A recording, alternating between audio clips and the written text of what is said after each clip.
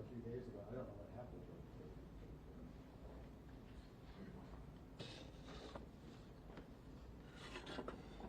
it. Just going to adjust these a little bit here.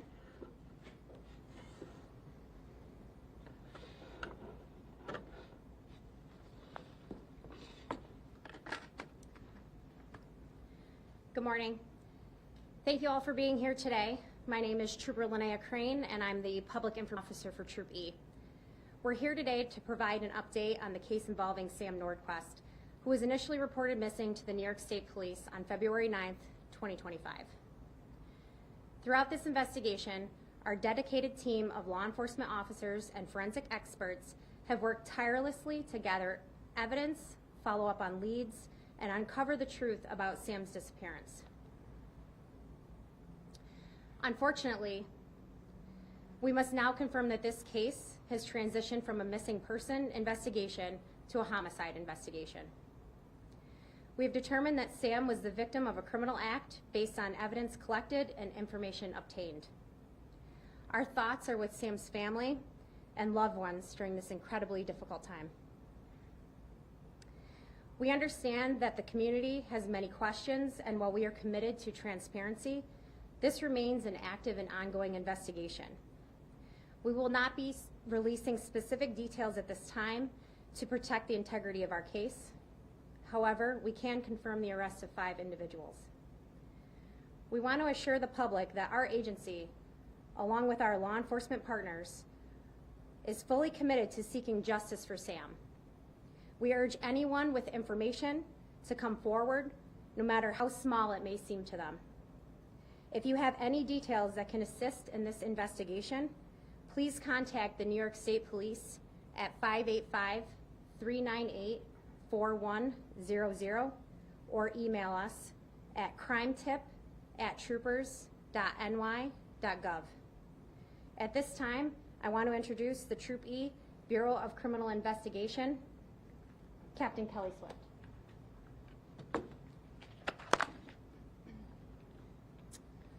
Good morning, and thank you all for being here today. I am Kelly Swift, Captain of the Bureau of Criminal Investigation with the New York State Police and Troop E. We are here to provide an update on an ongoing homicide investigation in Ontario and Yates counties. On February 13th, 2025, our investigators executed a search warrant at Patty's Lodge, room number 22 in the town of Hopewell, as part of an investigation into the disappearance of Sam Nordquist. Our investigation has revealed a deeply disturbing pattern of abuse that ultimately resulted in Sam's tragic death. Over the past 72 hours, our investigators and multiple law enforcement agencies have worked tirelessly to uncover the details surrounding this case.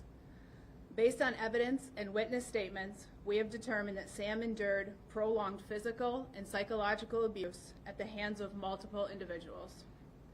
Those individuals include Precious Arzawaga, Jennifer Quijano, Kyle Sage, Patrick Goodwin, and Emily Motika.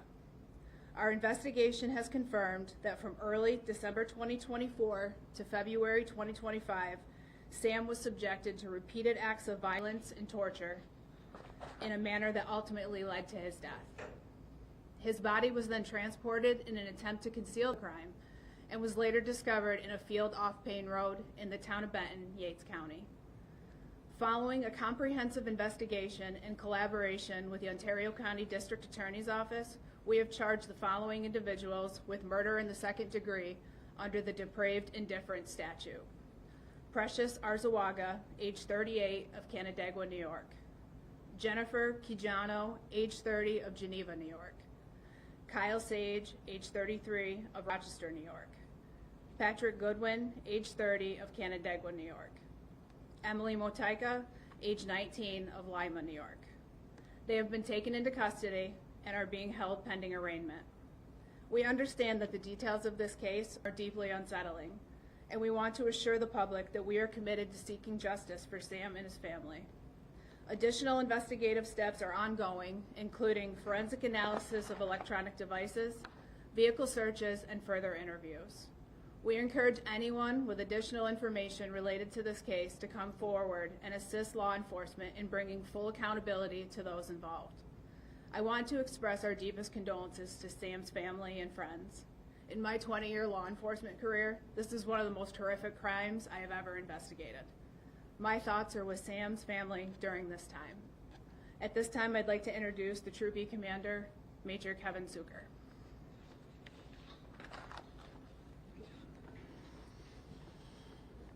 Thank you, Captain Swift, for that detailed briefing. I also want to express my condolences to the family and friends of Sam on behalf of the State Police.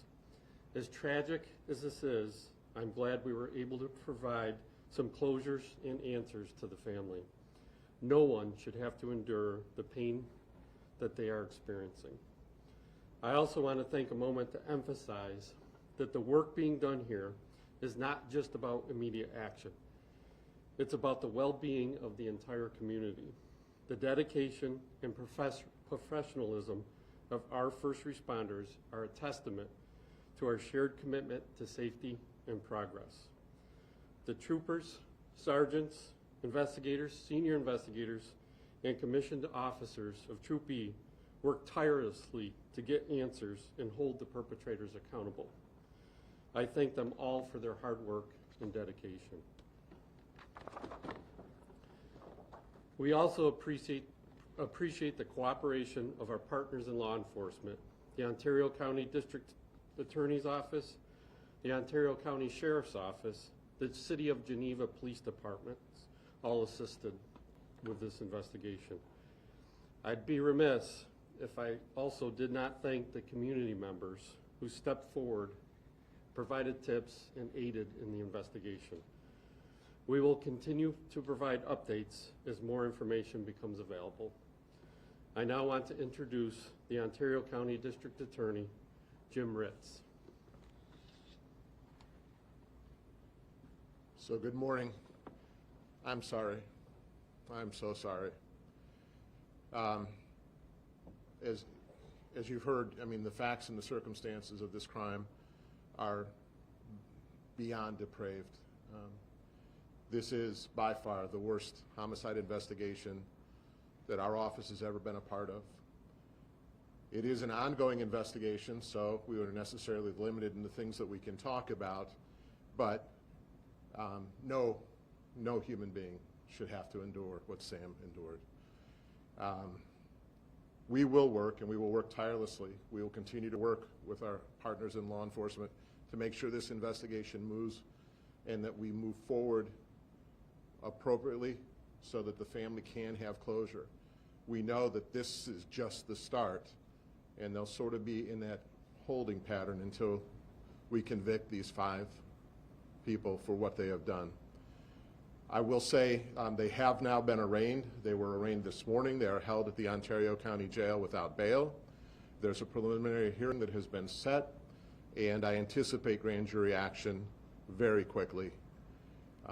Again, to echo what everyone has said, I hold, and I hope we all hold up Sam's family, his friends, his community in our thoughts and prayers as they struggle through this entire journey.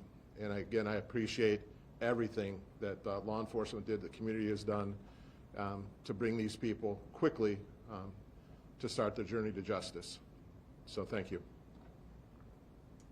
Now we'll open up for any questions. What tipped you off to go to Patty's Lodge?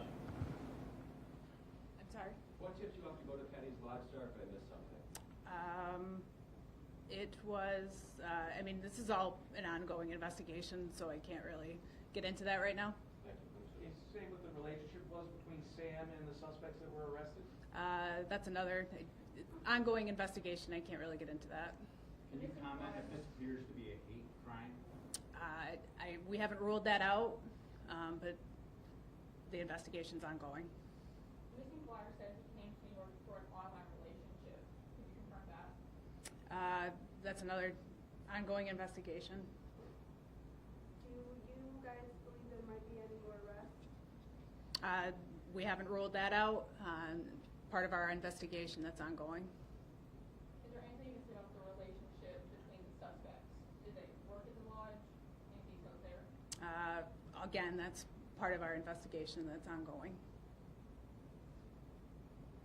How were you led out to Yates County? Was there something that somebody said, or was that how they saw something, or? Again, that's something that I can't get into right now, as part of the investigation.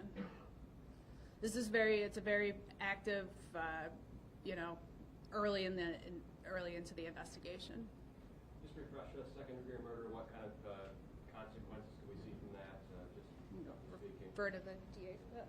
So, assuming second-degree murder is the conviction, it's a life sentence on the backside up, and you can get 15 to 25 years in prison for that. And then just to echo, one of the things that's really difficult to talk about are things that we're going to obtain as part of the ongoing searches of electronic media. And so I know it's frustrating to you guys, but we need to do this the right way and not be jumping to conclusions. So when we say that, it's not to put you off and it's not to hide from anything, but there is a lot of work yet to be done. And again, we want to move forward quickly for the family, but we're not going to be careless. We understand that it was an online relationship that brought. We don't know that. That's part of, again, getting into the forensic work that needs to be done, the downloading of phones, and trying to determine if or what relationships may have existed between Sam and these 5 and between the 5 of them together. What was the road that the fuse was on where he was found? It was on Payne Road in the town of Benton, and that was Yates County. Anything else? All set? Okay. Thank you very much for your time today.